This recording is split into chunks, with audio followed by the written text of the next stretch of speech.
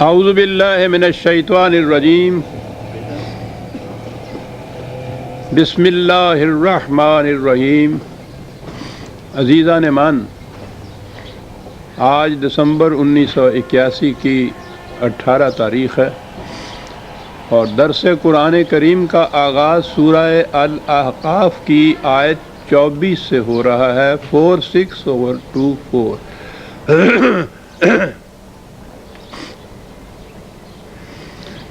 قرآن کریم نے وہ حق و باطل کی کشمکش جو شروع سے چلی آ رہی ہے، نبی اکرم صلی اللہ علیہ وسلم کے زمانے میں اس کی جو کیفیت تھی بیان کرتے ہوئے حسب معمول پھر سابقہ کی شہادات کو وہ پیش کرتا ہے، اور اس سلسلے میں اس نے قوم عاد کی مثال پیش کی تھی، اور دوسرے مقامات میں وہ بتاتا ہے کہ ان قوموں کے جرائم کیا تھے جن کی پاداش میں یا جن کے عواقب میں، پاداش نہیں کہنا چاہیے، جن کے عواقب میں یہ تباہیاں آئیں، یعنی ان کے کانسیکوینسز تھے یہ جو تباہیاں گنی جاتی ہیں۔ اس سزا کا یا عذاب کا تصور ہمارے ذہنوں میں کچھ اور آتا ہے، وہ یوں آتا ہے کہ جیسے خارج سے کوئی اتھارٹی کسی کو ہنٹر مار رہی ہو، اور قرآن کی روح سے جزا اور سزا یہ ہے کہ انسان کے اعمال کے جو فطری نتائج ہیں یہ ان کا نام ہوتا ہے۔ قوموں کی تباہی کی بھی وہ صورت یہی بتاتا ہے کہ جب قوموں کا نظام باطل پہ ہوتا ہے وہ اقدار خداوندی کو پس پش ڈال دیتی ہیں، اور قوم عاد کے تو متعلق یہ ہے کہ وہ کمزوروں اور ضعیفوں کی ہڈیاں توڑ دیا کرتے تھے، اتنی سخت گرفت ان کی ہوتی تھی کمزوروں پہ، تو یہ تو بہت بڑا جرم ہے انسانیت کی بارگاہ میں۔ تو اس کی وجہ سے پھر وہ اس قدر اپنے ہی مقاصد کی بروئے کار لانے میں منہمک ہوتے تھے کہ وہ معاشرے کے حالات کو سدھارنے کے لیے جو چیزیں چاہیے، نظام کو مستحکم رکھنے کے لیے جو کچھ چاہیے، ان کی طرف سے توجہ ہی ان کی ہٹ جاتی تھی۔ تو یہ چھوٹی بڑی تباہیاں جو عام حالات میں اگر نظام درست ہو تو ان کا مداوع کر لیا جا سکتا ہے، وہ ان کے پاس اتنی بھی طاقت اس کی نہیں رہا کرتی تھی۔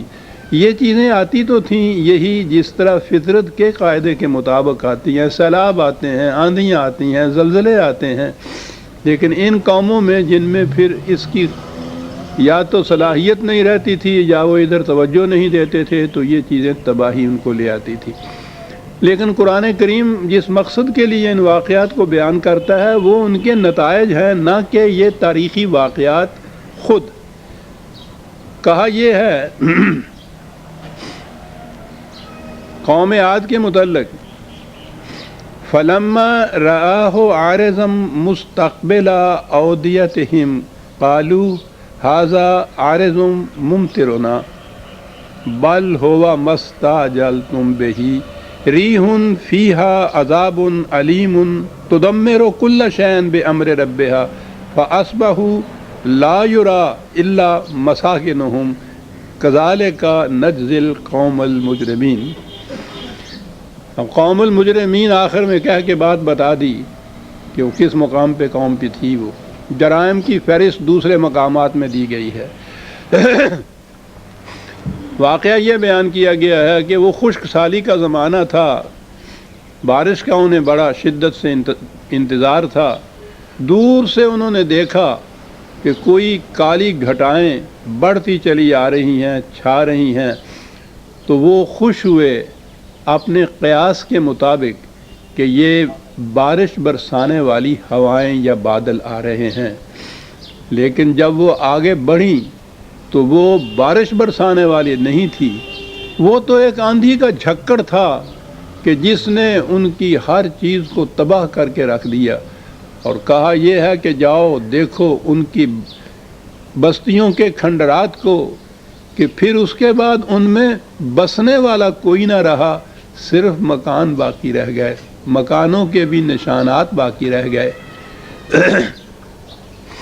وہ یہ ہمارے ریونیو والوں کے ہاں ایک اصطلاح ہوتی ہے، وہ دے بے چراغ، تو اس کے معنی ہوتا ہے ویران قصبہ، ویران گاؤں کہ جس میں آبادی نہ ہو، وہاں کاش نہ ہوتی ہو. بے چراغ بہت اچھی اصطلاح ہے کہ جس میں دیا نہ جلتا ہو. تو دیا تو جلتا ہے جہاں انسانوں کی آبادی ہوتی ہے. تو یہ قرآن کہتا ہے کہ پھر یوں تم دیکھو کہ ان کے مکانوں کے کھنڈرات تو رہ گئے لیکن ان میں بسنے والا کوئی نہ رہا. پھر اس کے بعد کہا کہ یہ ہوتا ہے نتیجہ اس قوم کا کہ جو جرائم پر اتر آتی ہے. اگلا ٹکڑا بھی اس کے ساتھ ہے لیکن میں بعد میں لوں گا. یہ جو آیات ہیں اس میں ہمارے لیے بہت بڑا سبق ہے جو قرآن نے بیان کیا ہے. انہوں نے قیاس یہ کیا، اندازہ یہ لگایا کہ یہ جو بادل اٹھ رہا ہے یہ ان کے لیے بڑا ہی سرسبزی اور شادابی کا باعث ہوگا. بڑی خوشی ہوئی انہیں یہ دیکھ کے کہ وہ مینہ برسانے والا بادل آ رہا ہے، لیکن در حقیقت وہ مینہ برسانے والا نہیں تھا، وہ تو ان کو تباہ کرنے والا ایک جھکڑ تھا جو چلا آ رہا ہے. اب یہ چیز جو اس کے اندر جو ایک بڑا گہرا فلسفہ چھپا ہوا ہے یا ہمارے لیے جو حکمت اس کے اندر ہے وہ یہ واقعہ نہیں بلکہ یہ ہے کہ انسان اپنی نگاہ میں اپنے اندازے کے مطابق اپنے قیاس کے مطابق ایک چیز کو اپنے لیے بڑا ہی منفعت بخش سمجھتا ہے، فائدہ مند سمجھتا ہے، لیکن در حقیقت وہ اس کے لیے تباہ کن ہوتی ہے. افراد میں بھی یہ چیز آپ دیکھیں گے کہ ایک شخص سمجھدار ہر طرح سے عقل و فکر کو کام میں لا کے کسی ایک کاروبار میں ہاتھ ڈالتا ہے، کوئی ایک اسکیم اختیار کرتا ہے، لیکن آخر الامر جا کے معلوم ہوتا ہے کہ وہ تو بڑی نقصان رساں تھی، بڑا ہی نقصان اس کے اندر ہوا. یہ روزمرہ کا ہمارا تجربہ ہے کہ ایسا ہوتا ہے. قوموں کی زندگی میں تو پھر یہ تباہیاں بڑی ہی لامحدود پیمانے پہ ہوتی ہیں. ایک قوم اپنے ہاں ایک نظام وضع کرتی ہے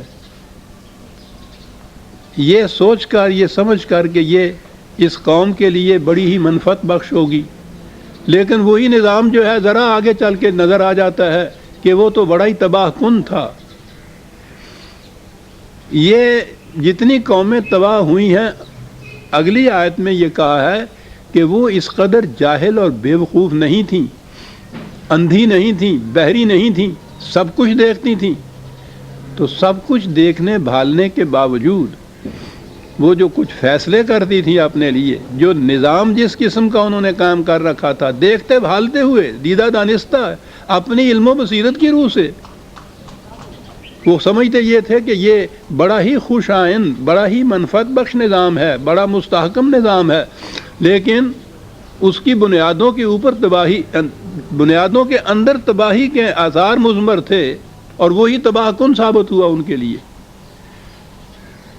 یہ انسانیت کی تاریخ ہی نہیں بلکہ انسانی زندگی کے لیے اس کے اندر بہت بڑا ایک فلسفہ مضمر ہے. پھر کیا کیا جائے؟ عقل و فکر کو کام میں لا کے علم و بصیرت کی روح سے اندازے کے مطابق انسان ایک فیصلہ کرتا ہے، ایک فرد اپنے لیے، ایک قوم پوری قوم کے لیے، ایک مملکت پوری مملکت کے لیے، اور فیصلہ کے بعد وہ نظر آتا ہے کہ جس چیز کو بڑا ہی منفعت بخش سمجھا تھا وہ بڑی تباہ کن ثابت ہوئی آخر میں جا کر. پھر کیا کیا جائے؟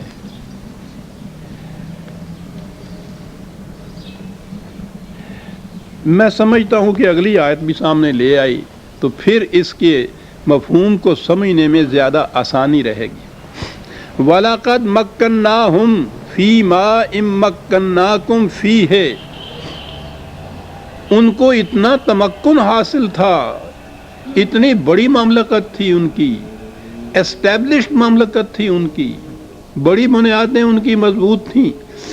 کہا کہ ایسی وہ مضبوط محکم مملکت کی مالک وہ قوم تھیں کہ اے قوم مخاطب یا قوم قریش یا حضور کے زمانے کے جو لوگ تھے، کہا تمہیں بھی وہ تمکن حاصل نہیں جو تمکن انہیں حاصل تھا. تو پہلی چیز تو یہ ہوئی کہ کوئی کمزور سی قوم یا مملکت نہیں تھی، بڑی مستحکم، بڑی ہی مضبوط مملکت تھی ان کی، تمکن حاصل تھا ان کو. اور اس کے بعد یہ کہ کوئی بیوقوفوں کی قوم نہیں تھی. جعلنا لهم سمعا وابصارا وافئدة، عقل و فکر، علم و بصیرت، سمجھنے سوچنے کی ساری صلاحیتیں حاصل تھیں، تو بڑی متمکن مملکت، علم و بصیرت بھی سب حاصل ہے، لیکن اس کے باوجود تباہی آ گئی۔ یہ کیوں ہوا؟ فما اغنا عنہم سمعہم ولا ابصارہم ولا افئدتہم من شیء، لیکن ان کے علم و بصیرت نے، ان کے فہم و تدبر نے کچھ کام نہ دیا انہیں۔ کیوں؟ اذ کانوا یجحدون بآیات اللہ وحاق بہم ما کانوا بہ یستہزئون، جب انہوں نے اقدار خداوندی کی طرف سے چشم پوشی کی، انکار کیا، ضد کی کہ ہم اس کے مطابق نہیں نظام قائم کریں گے، اس کی خلاف ورزی کی، یہ جب انہوں نے کیا تو نہ تو علم و بصیرت کسی کام آیا، نہ مملکت کا اقتدار اور تمکن جو تھا وہ ان کے کسی کام آیا۔ مستحکم سے مستحکم مملکت بھی پرے کاہ کی طرح اڑ گئی، اور ان کی عقل و بصیرت تھی، ایسا نظر آیا کہ اس پہ پردے پڑ گئے ہوئے تھے۔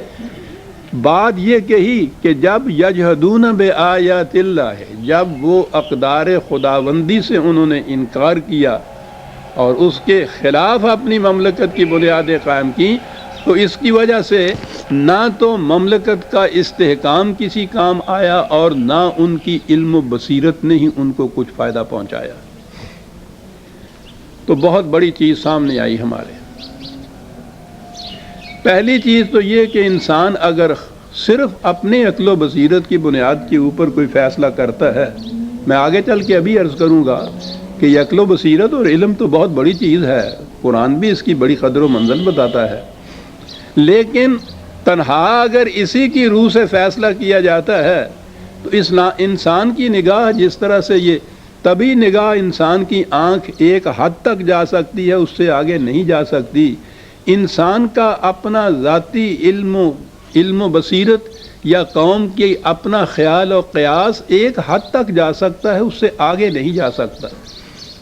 یہ علم خداوندی ہے جو لامنتہا حد تک جا سکتا ہے۔ وہ کہتا یہ ہے کہ علم و بصیرت سے کام لو، لیکن وحی خداوندی کی روشنی میں کام لو۔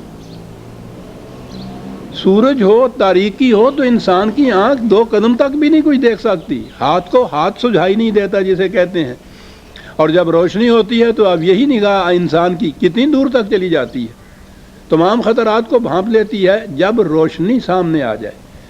وہ کہتا ہے کہ اسی طرح جیسے فزیکل لاز یہ ہیں، طبعی قوانین یہ ہیں کہ روشنی میں انسان کی آنکھ کام کرتی ہے، اسی طرح سے یہ جو ویلیوز کی دنیا ہے، اقدار کی دنیا ہے، اس میں بھی یہ صورت ہے کہ تنہا علم و بصیرت انسان کو دور تک نگاہ نہیں جانے دیتی اس کی۔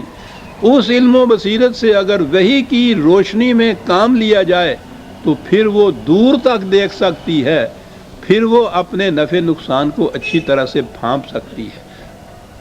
کہا یہ ہے قرآن نے۔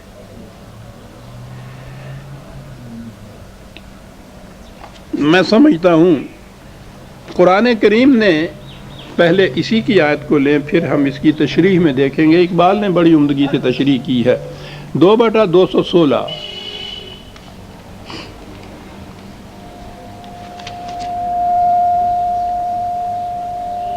وَعَسَىٰ أَن تَكْرَهُوا شَيْئًا وَهُوَ خَيْرٌ لَكُمْ وَعَسَىٰ أَن تُحِبُّوا شَيْئًا وَهُوَ شَرٌّ لَكُمْ۔ صرف تنہا اپنی عقل سے فیصلہ کرو گے تو ہو سکتا ہے کہ ایک چیز تمہیں بظاہر بڑی ہی قابل نفرت نظر آئے، ایسی نظر آئے جس سے تمہاری طبیعت ابا کرے، لیکن در حقیقت وہ تمہارے لیے بڑی منفعت بخش ہو۔ اور ایک شے جس کے تم اوپر فریفتہ ہوتے چلے جاتے ہو، مرتے جاتے ہو، جس کے لیے ہو سکتا ہے کہ وہی تمہاری موت کا باعث ہو۔ تمہاری آنکھ دور تک نہیں دیکھ سکتی۔ کہا کہ وحی کی روشنی میں دیکھو ان چیزوں کو، پھر ہر شے کی حقیقت تمہارے سامنے آ جائے گی۔ ایک ظواہر ہوتا ہے، بظاہر ایک چیز آپ کو نظر آتی ہے، بڑی خوشنما نظر آتی ہے، اور در حقیقت آپ کے لیے تباہی کا موجب ہوتی ہے۔ وہ مصری نہیں ہوتی، سنکھیا پیسا ہوا ہوتا ہے۔ تو کہا کہ یہ اس لیے تنہا اس چیز کے اوپر انحصار نہ کرو کہ تمہاری علم و بصیرت نے کیا فیصلہ کیا ہے۔ یہاں اب آئیے اہم سوال آ گیا۔ ایک نظام ہے جو اس وقت ساری دنیا میں چلا جا رہا ہے، وہ نظام ہے جس کو سیکولرزم کہتے ہیں۔ لفظ بڑا عام ہے، جیسا کہ میں اکثر کہا کرتا ہوں، ان اصطلاحات کے معنی کو جب تک سمجھ نہ لیا جائے یا متعین نہ کر لیا جائے، ڈیفائن نہ کر لیا جائے، بات سمجھ میں نہیں آتی۔ بڑے باتیں چل رہی ہیں، جھگڑے چل رہے ہیں، سیکولرزم صاحب، اسلام بھی سیکولر ہے جی، اور سیکولرزم میں کیا خرابی ہے جی، سیکولرزم ہوتا کیا ہے یہ کوئی نہیں بتاتا۔ قرآن یہ بتاتا ہے کہ صرف انسان کی اپنی عقل و بصیرت اور علم کو فیصلہ کن چیز سمجھ لینا، اسی کے مطابق فیصلے کرنا، اور کوئی ایسی حد نہ باندھنا کہ جس کے اندر رہتے ہوئے وہ فیصلے کیے جائیں۔ یعنی الٹیمیٹ اتھارٹی، آخری اتھارٹی انسانوں کے اپنے فیصلے کو لینا۔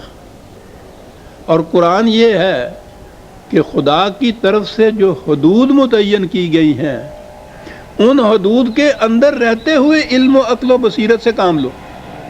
یہ ہو گیا اسلام، یعنی حدود خداوندی کے اندر رہتے ہوئے عقل اور علم و بصیرت سے کام لینا اسلام، اور حدود سے ناآشنا ہو کے صرف علم و عقل انسانی کے مطابق کام لے کے فیصلے کرنا سیکولرزم۔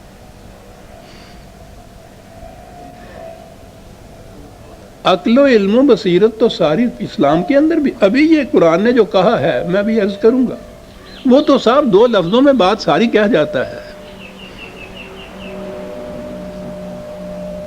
علم و عقل و بصیرت وہ اس کے خلاف ڈنڈا لے کے نہیں چل رہا، وہ اس کو بڑی اہمیت دیتا، لیکن شرط ایک لگاتا ہے کہ ان حدود کے اندر رہتے ہوئے ان سے کام لیا جائے جو خدا کی متعین کردہ ہیں اور غیر متبدل ہیں، ان کو تم بدل نہیں سکتے۔ وہ جو میں مثال دیا کرتا ہوں، آج کل وہ بہت ہاکی کے میچ کا سامنے آ رہے ہیں نا، تو کیا ہوتے ہیں یہ میچ؟ صرف وہ باؤنڈری لائن جو ہیں ان کے اندر رہتے ہوئے ٹیم کو اجازت ہوتی ہے کہ وہ گیند کو لے جائے گول کے پاس، ذرا ان لائنز کی خلاف ورزی کی تو سیٹی بج جاتی ہے۔ اور اگر کوئی اس قسم کا میچ ہو جس میں یہ لائنز ہوئی نا،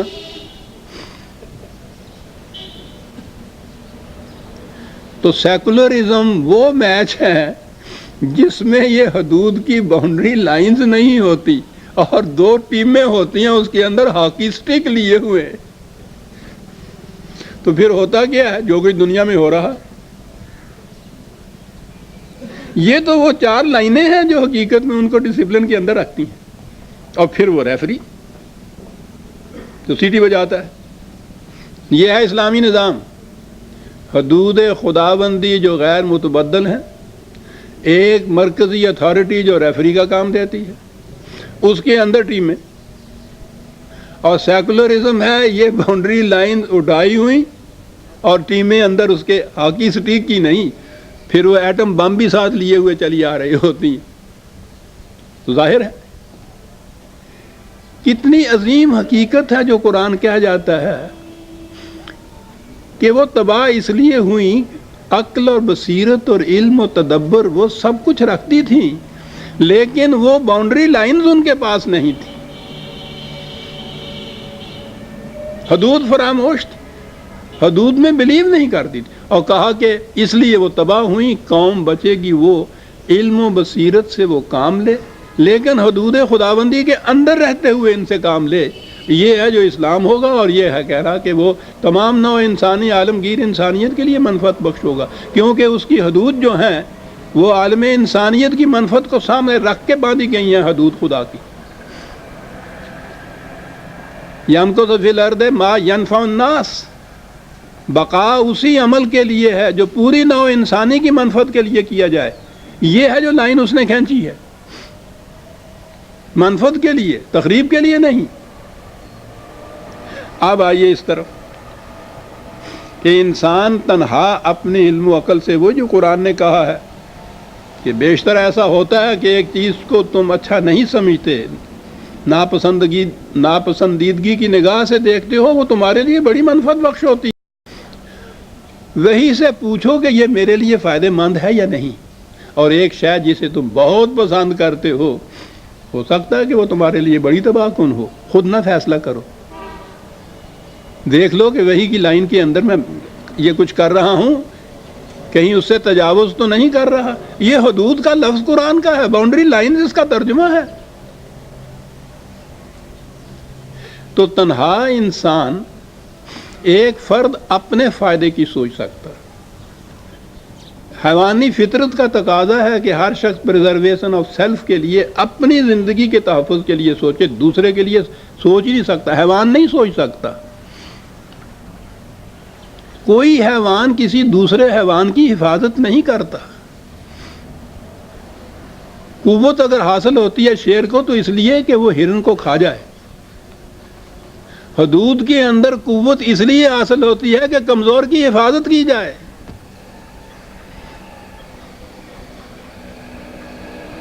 یہ ہے حدود سے مطلب۔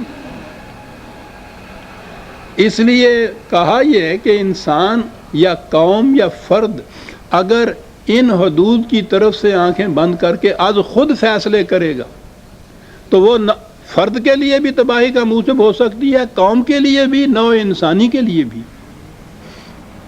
کیونکہ یہ سارے فیصلے فرد اپنے تحفظ کے لیے چاہتا ہے، قوم اپنی منفعت کے لیے چاہتی ہے۔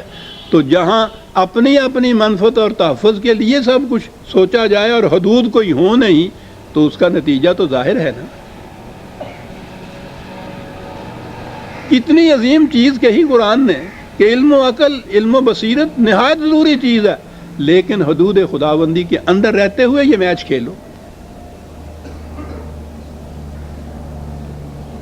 یہ اگر نہ کرو گے تو اس کا نتیجہ تباہی ہوگا، ٹکراؤ ہوگا ایک دوسرے کے ساتھ۔ ہر فرد، ہر قوم اپنی اپنی منفعت، اپنی اپنی بقا، اپنی اپنی زندگی، اپنی اپنی قوت کے لیے نبرد آزما ہوگی اس میدان میں، اور جب یہ ہوگا تو ٹکراؤ ہوگا، اور جب ٹکراؤ ہوگا تو اس کا نتیجہ تباہی ہوگا۔ اقبال نے اس چیز کو بڑی عمدگی سے بیان کیا ہے۔ وہ تو جب آتا ہے تشریح کے اوپر تو یہ ہے مصنوعی ان کی پس چہ باید کرد اے اقوام شرق۔ بات مصرع یہاں سے شروع کرتا ہے، آدمی اندر جہان خیر و شر، کم شناست نفع خود را از ضرر۔ اس دنیا میں جہاں نقصان اور فائدے کی ساری چیزیں بکھری ہوئی ہیں، تنہا اپنی عقل کی روح سے وہ فیصلہ کرتا ہے تو نہیں پہچان سکتا کہ اس کے لیے فی الحقیقت نفع کا، منفعت کا باعث کیا چیز ہے اور اس کے لیے تباہی کا باعث کیا چیز ہے۔ آج خود نہیں یہ کر سکتا۔ یہاں یہ تو دیا اس نے اصول، میں آگے عرض کروں گا کہ پھر وہ کیا کہتا ہے، لیکن کہتا یہ ہے وہ لفظ حلال اور حرام کو وہ لایا ہے، اور میں پہلے ہی عرض کر دوں جو بات اس نے کہی ہے کہ نیست این کار فقیہاں اے پسر، فقہ کی روح سے نہ پوچھو تم حلال اور حرام کیا ہوتا ہے۔ ان کے ہاں تو یہی ہوتا ہے کہ کوا حلال ہے یا کوا حرام ہے، مرغی حلال ہے یا مرغی حرام ہے۔ وہاں تو حلال و حرام یہ ہوتا ہے۔ اس نے کہا کہ حلال اور حرام تو یہ ہے، رزق حلال اور رزق حرام۔ ابھی دیکھیے کیا کہتا ہے وہ، تاندانی نقطۂ عقل حلال بر جماعت زیستن گردل وبال۔ اگر یہ جو چیز کے وحی خداوندی نے جائز قرار دی ہے وہ عقل حلال سمجھ لیجئے، جن حدود کے اندر رہتے ہوئے تم کو بھاگنے دوڑنے، گیند کے پیچھے جانے کی اجازت دی گئی ہے، وہ عقل حلال ہے۔ کہتا جب یہ تمیز اٹھ جائے تو پھر تو انسان کا معاشرے کے اندر رہنا وبال جان ہو جاتا ہے۔ معاشرے میں اگر یہ تمیز اٹھ جائے ان حدود کی، اور سٹرکس کی جگہ ایٹم بم پاس ہوں ان کے، وہ کہتا ہے سوچو تو صحیح کہ پھر اس معاشرے میں تمہارا حشر کیا ہوگا۔ کیا بات ہے، عقل حلال کی اگر تمیز اٹھ جائے عزیزان مان دور جا کے کہیں دیکھنے کی ضرورت ہی نہیں. سورج ببیں حالم مپرس، ہم تو اس معاشرے میں رہ رہے ہیں. ساری دنیا آج اس معاشرے میں رہ رہی ہے جہاں عقل حلال کی باؤنڈری لائن نہیں لگی ہوئی ہے. تانہ دانی نقطہ عقل حلال بر جماعت زیستن گردد ببال ہو جاتی ہے وجہ.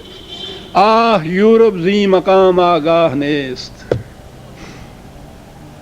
اس وقت ساری دنیا پر تہذیب مغرب چھائی ہوئی ہے.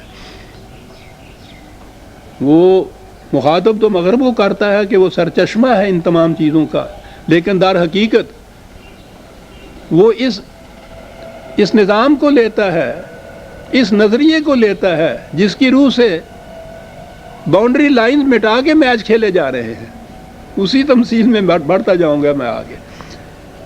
آہ یورپ زی مقام آگاہ نیست چشم او ینظر بنور اللہ نیست. یہ ایک حدیث شریف ہے کہ اتقوا فراست المومن انہ ینظر بنور اللہ. مومن کی فراست سے محتاط رہو اس لیے کہ وہ خدا کی روشنی میں چیزوں کو دیکھتا ہے. دیکھا صحیح حدیث کس طرح سے ایک تابندہ گوہر کی طرح چمک کے سامنے آ جاتی ہے. خدا کی دی ہوئی روشنی کی نگاہ اس کی نگاہ دیکھتی ہے. اس سے محتاط رہو.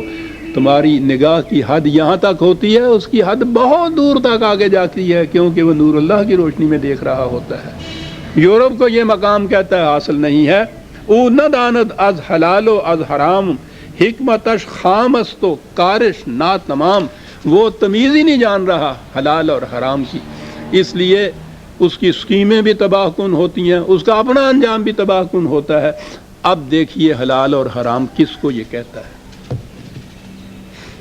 میں نے عرض کیا ہے نا کہ یہ ٹھیک ہے، یہ مسائل ہیں کہ یہ حلال ہے یہ حرام ہے، لیکن قرآن کی روح سے جس کو یہ کہہ رہا ہے حلال اور حرام کے معنی کیا ہیں؟ امت بر امت دیگر چرد. اور اگلی بات یہ ہے کہ دانا ایمی کارد آ حاصل برد. یہ نظام کہ محنت کوئی کرے اور محنت کا حاصل کوئی دوسرا لے جائے، کہتا ہے یہ ہے حرام اور حلال. حلال تو یہ تھا کہ جو محنت کرے وہ اس حاصل کو لے جائے. حرام یہ ہے کہ محنت کوئی کرے اور لے جائے دوسرا، جو وہ لے گیا ہے وہ حرام ہے. کہتا آج فرد کی بات نہیں، امتوں کی قوموں کی بات بھی یہ ہے کہ ہر قوم دوسری قوم کی کھیتی کے اوپر چلتی ہے. سیاست اور اقتصادات حاضلہ اس کے اوپر جن کی نگاہیں ہیں وہ جانتے ہیں کس طریقے سے یہ بڑی استبداد والی قومیں، سپر پاور جن کو کہتے ہیں، یہ دنیا کی دوسری جو کمزور قومیں ہیں ان کے خون کا آخری قطرہ تک کیسے نچوڑ کے لے جاتی ہیں. امت بر امت دیگر چرد. یہ سپر پاورز کی قومیں غریبوں کی کھیتیوں کے اوپر چڑھ کے موٹی ہوتی ہیں. دانا ایم ای کارد آ حاصل برد. کاش یہ کرتا ہے اور جو فصل ہے اس کو وہ لے جاتا ہے، کہتا ہے یہ ہے حرام اور حلال. آپ نے دیکھا کہاں تک چلی گئی بات. وہ جو اس نے کہا ہے کہ نیستی کار فقیہاں اے پسر، میں ابھی عرض کرتا ہوں کہ ہمارے ہاں کی فقہ بھی کہاں جاتی ہے. دو شعر اور اس کے سن لیجیے. الضعیفہ ناربودن حکمت است. کاریگری کا ہے کہ کیا ہے، علم و بصیرت کس کام آتا ہے؟ کمزوروں کے منہ سے روٹی چھین لینا، کہ کس تدبیر سے ان کی روٹی چھینی جائے. ساری عقل ان کی اس کام میں صرف ہوتی ہے. کام یہ بھی لیتے ہیں عقل سے، لیکن اس کے لیے لیتے ہیں کہ کمزور کے ہاتھ سے روٹی کیسے چھینی جائے. از تنے شان جان ربودن حکمت است. ان کے جسم سے جان کس طرح سے کھینچ لی جائے، سارا علم و تدبر اس کام آتا ہے ان کا. شیوائے تہذیب نو آدم دریست. یہ تہذیب نو کیا کرتی ہے؟ پھاڑ کھاتی ہے انسانوں کو جنگل کے شیروں کی طرح، درندوں کی طرح کمزوروں کو چیر پھاڑ کھاتی ہے. پردہ آدم دریست سوداگری است. یہ ٹھیک ہے جی. آگے دیکھیے یہ نظام اقتصادیات کا، اکنامکس کا ان کا. ای بنوک ای فکر چالاک یہود، یہ بینک سسٹم جو انہوں نے ایجاد کر رکھا ہے، یہودیوں کی چالاک فکر کی پیدا کردہ یہ چیز ہے۔ ساری دنیا کی اقتصادیات جتنی بھی ہیں آپ حیران ہوں گے یہ یہودیوں کے ہاتھ میں ہیں۔ یہ بڑی بڑی جن کو سپر پاورز کہتے ہیں، ایٹم بم لیے پھرتے ہیں، ان کی رگے جان پنجہ یہود میں ہے۔ یہ دنیا کی بڑی بڑی مملکتیں ان کے بل بوتے پہ چلتی ہیں۔ سارے بڑے بڑے بینک جتنے بھی ہیں، سارے بڑے بڑے اقتصادی نظام جتنے بھی ہیں، انسٹیٹیوشنز، آرگنائزیشنز یہودیوں کے قبضے میں ہیں۔ ہی بنوک یہ بینک فکر چالاک یہود، بڑی تیز فکر ہے ان کی۔ انسان کو پتہ ہی نہیں چلتا کہ اس کی محنت کا محاصل کس طرح سے وہ لیے چلے جا رہے ہیں، کس کس طریقے سے لیے جا رہے ہیں۔ نور حق از سینہ آدم ربود، اور اس نے اس معاشی غلط باطل کے معاشی نظام میں گرفتار کر کے اس کے سینے سے خدا کا نور ہی چھین کے وہ لے گئی۔ تا تہو بالا نہ گردد ای نظام، دانش و تہذیب و دین سودائے خام دین۔ جب تک یہ نظام تباہ نہیں ہوتا، کون سا نظام؟ یہ محنت کر کے کاشت کرے وہ فصل لے جائے، اس قسم کا اقتصادی نظام کہ جس میں یہ میں آپ کو سمجھاؤں کہ یہ بات کیا ہے جسے بینک یا ہم ربا جسے قرآن کہتا ہے۔ قرآن کریم کی روح سے یہ محنت جو ہے اس کا جو حاصل اس سے ہوتا ہے وہ ہے جسے نفع کہا جاتا ہے۔ معاوضہ محنت کا ہے، صرف روپیہ انویسٹ کر کے اس کے اوپر کچھ لے لینا یہ ربا ہے، یہ حرام ہے قرآن کی روح سے۔ اور اتنا بڑا یہ جرم عظیم ہے، قرآن نے کسی اور جرم کے متعلق یہ نہیں کہا کہ اگر تم اس نظام سے، اس جرم سے باز نہ ہو تو خدا اور رسول کی طرف سے اعلان جنگ ہے تمہارے خلاف۔ کسی اور جرم کے متعلق یہ نہیں آیا، اس کے متعلق یہ آیا ہے۔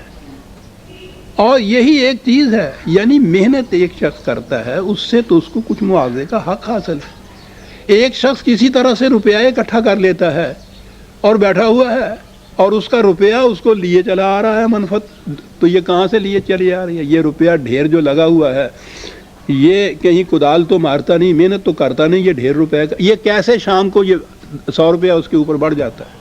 بچے تو دیتا نہیں، یہ 1000 روپیہ کیا کرتا ہے جس سے یہ شام کو 100 اس کے اوپر آ جاتا ہے؟ یہ کہاں سے آتا ہے؟ وہ جو محنت کر رہا ہے یہ اس کی محنت کا محاصل ہے نا جو اس میں آگ مل جاتا ہے۔ یہ صرف روپیہ انویسٹ کرتا ہے اور بیٹھا ہوا، وہ محنت کر رہا ہے، اس بیچارے کی محنت میں سے شاید روپے میں سے اس کو 4 آنے بھی نہیں ملتے، 12 آنے یہ ڈھیر لے جاتا ہے، وہ جو آرام سے بیٹھا ہوا ہے گھر میں۔ اسے ربا کہتے ہیں۔ محض سرمایہ کے اوپر منافع قرآن کی روح سے ربا ہے۔ اب اس کے لیے جو بحثیں ہیں نا کہ یہ سود، وہ سادہ سود حرام ہے اور وہ سود مرکب حرام ہے، اور یہ بینک کا سود اور ہے، اور یہ منافع اس کو کہتے ہیں یہ اور ہے، یہ ساری باتیں باطل ہیں۔ قرآن نے ایک لفظ میں ساری بات کہہ دی ہے۔ یاد رکھو، تم اگر کسی کو دیتے ہو کوئی چیز، کسی کی مدد کرتے ہو روپے سے، وَلَكُمْ رُءُوسٌ مِّنْ أَمْوَالِكُمْ، تو تم صرف اصل زر واپس لے سکتے ہو، اس کے اوپر ایک پیسہ زائد نہیں لے سکتے۔ اصل زر کے اوپر ایک پائی بھی جو لینا ہے وہ ربا ہے، وہ حرام ہے قرآن کی روح سے۔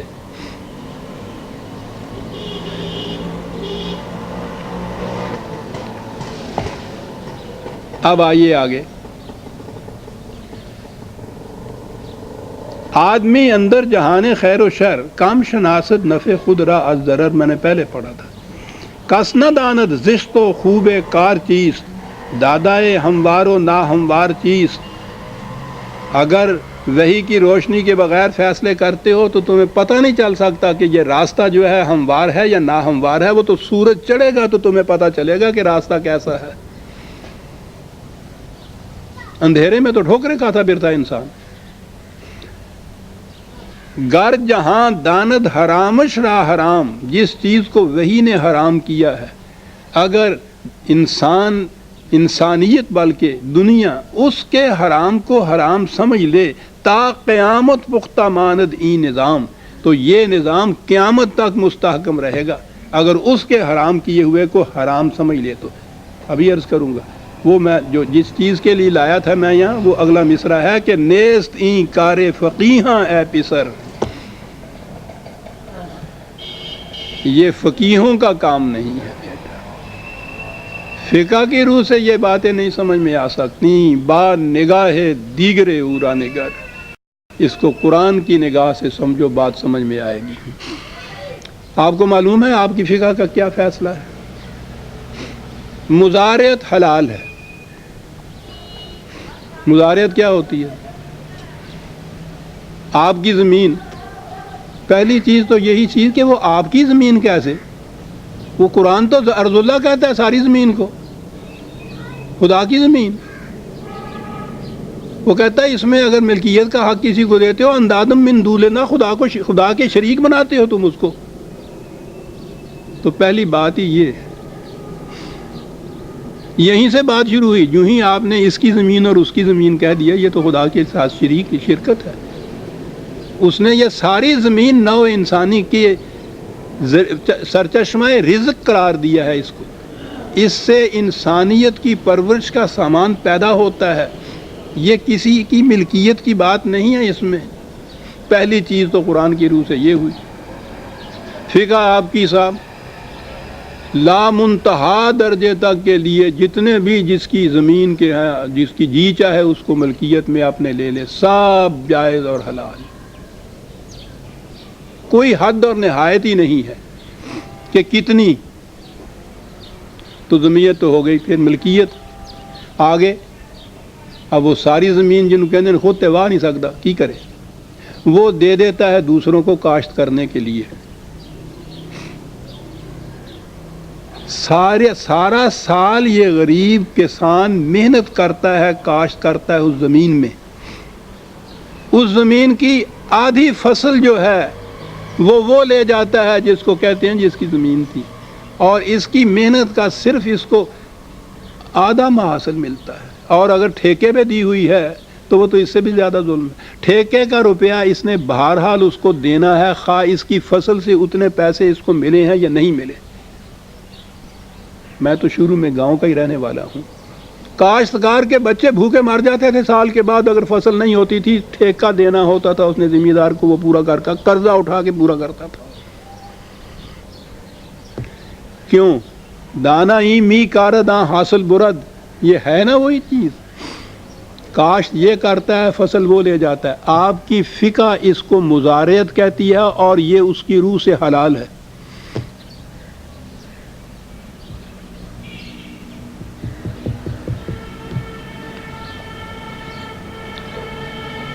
کاروبار کوئی کرتا ہے، ایک شخص صرف اپنا سرمایہ لگا دیتا ہے، انویسٹ کرتا ہے، اس سے صرف سرمایہ، سارا سال محنت وہ کرتا ہے تجارت میں، بھاگ دوڑ سب مشقت کرتا ہے، اور اس کے بعد یہ اس کے منافع میں سے جو طے شدہ ہے گھر بیٹھے ہوئے لے جاتا ہے.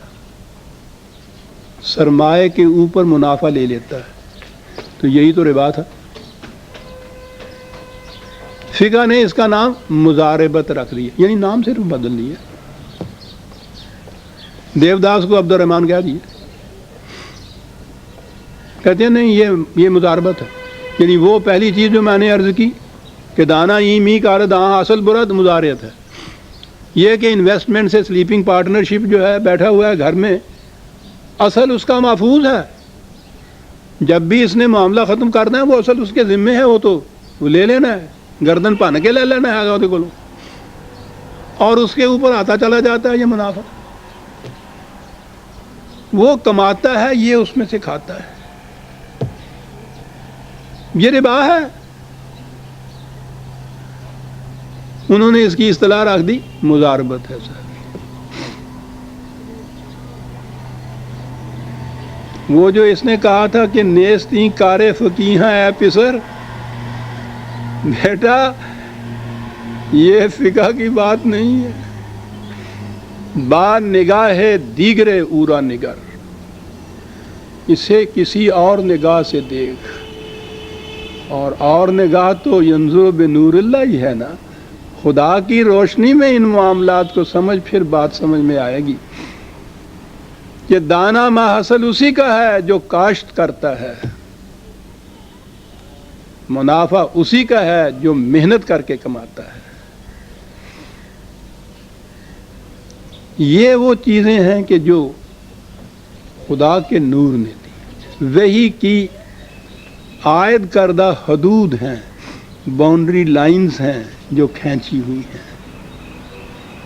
ان کے اندر کرو جو کچھ کرنا ہے.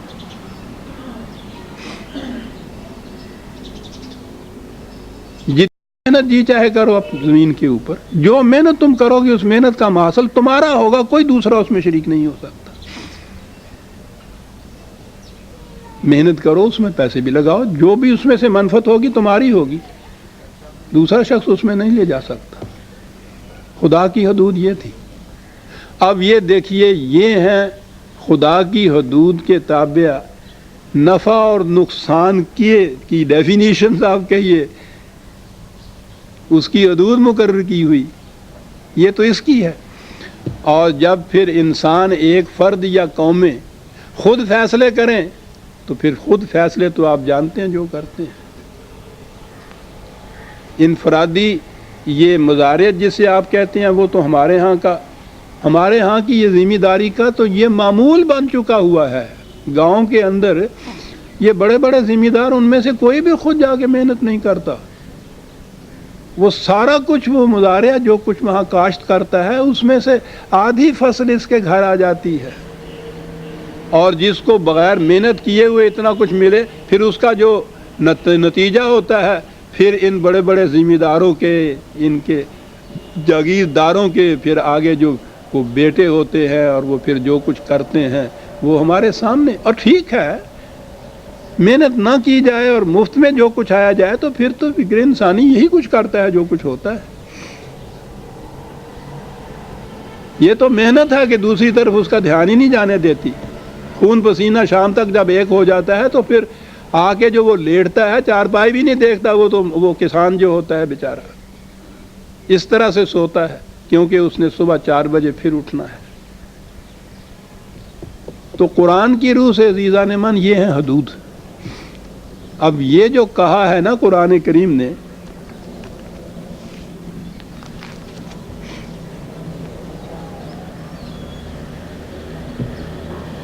کہ وہ تباہ اس لیے ہوئی قومیں، یہ نہیں تھا کہ ان کی مملکت کمزور تھی، یہ نہیں تھا کہ علم و بصیرت ان کے پاس نہیں تھی.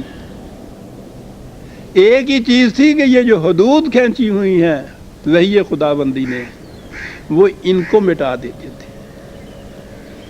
اور اس کا نتیجہ تو کہا پھر نتیجہ یہ کہ جس چیز کو منفعت بخش سمجھتا ہے انسان اپنے نگاہ میں، اپنے قیاس کی روح سے، اپنے اندازے کی روح سے، قوم جس چیز کو بڑی منفعت بخش سمجھتی ہے وہی اس کی تباہی کا موجب بن جاتی ہے. اب اگلی بات قرآن نے یہاں یہ کہی، عقل و فکر. عزیزان من غور کیجئے، جیسا میں عرض کیا کرتا ہوں، این کتابیں نہیں، اس چیزیں دیگر است. عام کتابوں کے مقابلے میں اس کا انداز ہی مختلف ہے. آپ کے ہاں 2 الگ الگ مسلک چلے آ رہے ہیں. ایک تو میں نے ابھی عرض کیا ہے جس کو سیکولرزم کہتے ہیں اس دور میں، کہ صرف عقل انسانی ہے جو فیصلہ کن حقیقت تک پہنچتی ہے. اسی کی روح سے جو فیصلے ہوں گے وہ اسی ہی فیصلے ہوں گے. اس کے اوپر کوئی حدود نہیں ہے، کوئی کنٹرول نہیں ہے، کوئی حد بندی نہیں ہے اس کے لیے. جو میں نے عرض کیا کہ اس کو سیکولرزم کہتے ہیں. ساری دنیا میں یہی نظام چلتا ہے. یہ جسے آپ جمہوریت کہتے ہیں اور اس کے اتنے گن گاتے ہیں، وہ ہوتا کیا ہے؟ انسانوں کی اکثریت 51 جو فیصلہ کر لے وہ حق کا فیصلہ ہوتا ہے، صحیح فیصلہ ہوتا ہے، قانون بنتا ہے، عدل اس کے مطابق ہوتا ہے. انسانوں کا فیصلہ، اس فیصلے کے اوپر کوئی کنٹرول نہیں ہے، کوئی حد نہیں ہے. آخری چیز یہ ہے انسانوں کی عقل و بصیرت کا فیصلہ. تو ایک تو یہ ہوا کہ عقل و بصیرت کو یہ مقام دے دیا جائے کہ اس کے اوپر کنٹرول ہی کوئی نہ ہوا. ایک طرف یہ انتہا عقل و فکر کی، دوسری طرف ہمارے ہاں تصوف یا فقہ آئی. عقل و فکر کو سے کام ہی نہ لیا جائے، اس کو حرام قرار دیا جائے، لٹھ لے کے علم کے پیچھے پھرا جائے. ایک کو الف تینوں درکار، علم و بس کری ہو یار، چلے ہوئے. اور یہ بات نہیں کہ یہ ہمارے ہاں کے کسی بھنگڑ خانے والے نے یہ چیزیں کہی ہوئی ہیں. بڑے بڑے آپ کے ہاں کے یہ مفکر اور عالم تصوف کی دنیا کے اندر جو پھر رہے ہیں، پہلی چیز تصوف کی دنیا میں یہ چیز علم اور عقل کے خلاف لٹ لیے پھر رہے ہیں. یعنی دوسری طرف یہ انتہا پہ آ ایکسٹریمزم. ادھر ایکسٹریمزم یہ ہے کہ عقل ہی فیصلہ کن عقل کل ہے، کوئی حد نہیں اس کے اوپر، کوئی کنٹرول نہیں اس کے اوپر، یعنی اس کا وہ مقام ایک طرف تو، اور دوسری طرف یہ ہے کہ علم و عقل سے کام لینا جو ہے یہ حرام ہے.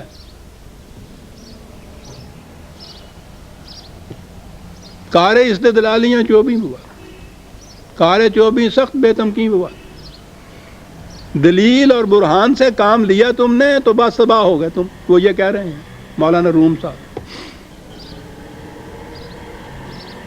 اور قرآن دلیل اور برہان کو پیش کرتا ہے اور دوسروں سے بھی کہتا ہے کہ تم اگر اس کی مخالفت کرتے ہو تو لاؤ دلیل اس کے حق میں لاؤ. میں بھی دلیل دیتا ہوں. یہ کہہ رہے ہیں کہ دلیل دینے والے کا تو کام ہی بیڑا غرق ہوتا ہے. یہ ہے. دوسری طرف یہ ہے تصوف. دوسری طرف آپ کے ہاں کہ یہ فقہ کے قانون، اس میں عقل کو دخل نہیں آپ دے سکتے. یعنی یہ چیز جو ہے کہ اگر قتل کے جرم میں خون بہا کا فیصلہ ہو، وہ قیمت جو مقرر دے دیتے، عدالت جو فیصلہ کرتا ہے، جان کی قیمت کہتے ہیں، خون بہا کہتے ہیں اس کو، یہ دے دیا جائے، تو فقہ کا آپ کے ہاں فیصلہ یہ ہے کہ مرد اگر قتل ہو جائے تو مثلاً اس کی قیمت 10,000 دینی ہوگی، تو عورت قتل ہو جائے تو آدھی دیت ہوگی اس کی. یعنی عورت کی زندگی کی قیمت بھی آدھی مرد کے مقابلے میں. کوئی علم و بصیرت و دلیل اس کی تائید کرتا ہے؟ قرآن کے تو یکسر خلاف ہے. اگر اس سے دلیل اور علم سے آپ بحث کریں گے تو وہ کہیں گے کہ نہیں یہ احکام شریعت ہے، اس کے اندر علم نہیں آ سکتا. غور کیجیے آپ. یعنی دونوں ہی چیزیں آپ کے ہاں جو ہیں، ایک طرف ایکسٹریمزم اتنی ہے جو مغرب کی سیکولرزم ہے کہ اس میں کوئی حد نہیں ہے بندی ہوئی، لا انتہا درجے تک وہ عقل کو ہی دہراتے ہیں آخری. دوسری طرف یہ چیز ہے کہ نہ تصوف میں آپ کے ہاں عقل ہے، نہ ان قوانین کے متعلق یہ ہے کہ آپ عقل کی روح سے ان کو فیصلہ کر لیجیے. عقل کی روح سے فیصلہ نہیں کر سکتے آپ. وہ مقرر ہیں اور پھر ان کے متعلق یہ ہے کہ غیر متبدل ہیں، قیامت تک ہیں، یہ اسی طرح سے رہیں گے. اس میں نہ تبدیلی کر سکتے ہو، نہ غور و فکر کر سکتے ہو، نہ اپنے زمانے کے تقاضوں کو دیکھ سکتے ہو، بالکل نہیں. دوسری طرف یہ کیفیت ہے سر، علم اور عقل کے پیچھے یہ لاٹ لیے. یہ دونوں چیزیں آپ کے ہاں چلی آ رہی ہیں. ایک طرف یہ قوانین جو ہیں ٹھیک ہے، وہ آپ کے یہاں کی شریعت ہے، اور پھر اس کے بعد تو مغز دین جسے کہتے ہیں وہ آپ کے ہاں کا تصوف ہے کہ جس میں علم اور عقل جو ہے اس کو پاس نہیں آنے دیتے. ان کی کھینچی ہوئی حدوں کے اندر وہ قدم نہیں رکھ سکتی، نہ علم نہ عقل. یہ مغز دین ہے، وہ شریعت ہے آپ کے ہاں کی، اور اس میں آپ چلے آ رہے ہیں. اب قرآن کو دیکھیے کہ 2 لفظوں میں بات کتنی بڑی کہہ گیا. کہا وہ تباہ ہو گئے، اس لیے نہیں کہ وہ علم اور عقل و بصیرت نہیں رکھتے تھے، رکھتے تھے وہ، تو اہمیت اس کی ہے نا یہ. لیکن اب یہاں آ گئی قرآن. یہاں تک تو ہوئی بات سیکولرزم کی کہ علم اور عقل و بصیرت رکھتے تھے. کیا بات تھی جس کی وجہ سے تباہ ہو گئے؟ انہوں نے حدود خداوندی جو تھی ان کو مٹا دیا ہوا تھا، تھی، وہ ان کے اندر رہتے ہوئے عقل و بصیرت سے کام نہیں لیتے تھے. یہ ہوا اسلام.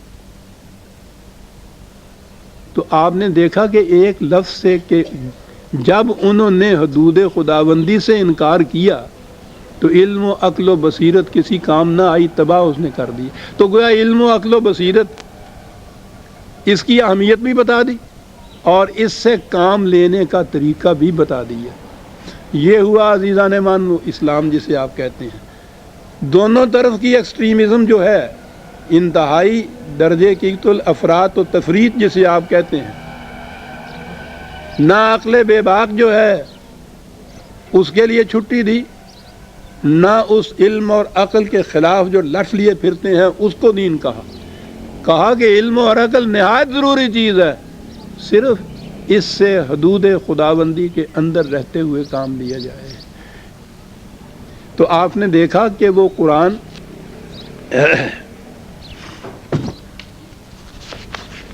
دو لفظوں کے اندر اتنے بڑا جو اہم معاملہ چلا آ رہا ہے دنیا کے اندر کہ علم و عقل سے کام کیا جائے. دونوں ایکسٹریمزم جو آپ کے ہاں کی ہے، دو لفظوں میں وہ اس کو حل کرتا ہے. یہ کہنے کہ وہ تباہ ہوئے کیوں؟ اذ کانوا یجحدون بآیات اللہ. علم و عقل بالکل صحیح تھی، کام لینا چاہیے تھا، لیکن وہ اقدار خداوندی کی حدود کے اندر رہتے ہوئے انہوں نے کام نہ لیا اس سے، تو اسی سے تباہی آ گئی. تو کہا یہ کہ علم و عقل سے بالکل کام نہ لوگے جب بھی تباہی آئے گی. قرآن کہتا ہے کہ جہنم میں جانے والوں کی نشانی یہ ہے کہ وہ علم و عقل سے کام نہیں لیتے. ایک طرف تو یہ، دوسری طرف یہ کہ جہنم میں جانے والوں کی نشانی یہ ہے کہ وہ انتہا درجہ علم و عقل کو دیتے ہیں، اس کے سامنے حدود نہیں باندھتے. اور اسلام یہ ہے کہ علم و عقل سے حدود خداوندی کے اندر رہتے ہوئے کام لیا جائے. عزیزان مان، کہا یہ نہ کرو گے وحاق بہم ما کانوا بہ یستہزئون. کیا بات ہے!